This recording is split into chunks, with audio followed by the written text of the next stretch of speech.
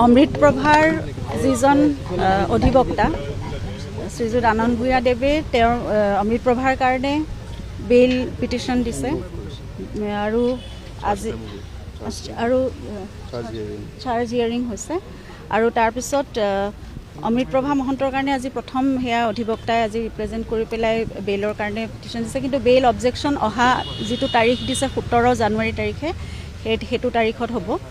আৰু তাৰ উপৰি আমি গম পাইছোঁ সিদ্ধাৰ্থ শৰ্মাই এতিয়া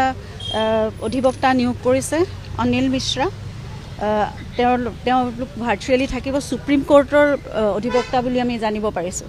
গতিকে অংকিত ধাৱন মোহিত মিগলানী ইত্যাদি কৰি তেওঁলোকৰ টিমটোত তেনেকুৱা মানে এছিষ্টেণ্ট তেওঁ থাকিব